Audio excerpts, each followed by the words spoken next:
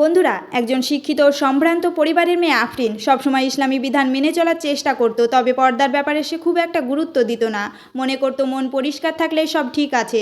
একদিন সে তার এক বন্ধুর সাথে মার্কেটে যায়। হঠাৎ এক অচেনা যুবক তাদের দিকে সন্দেহজনকভাবে তাকিয়ে হাসছিল।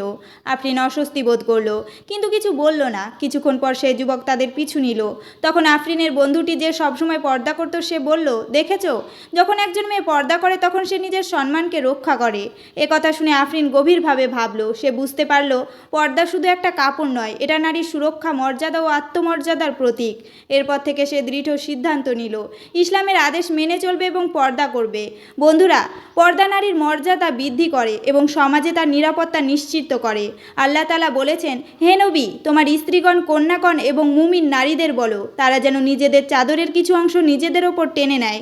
এতে তাদের চেনা সহজ হবে এবং তারা নির্যাতিত হবে না। সূরা আহজাব 59।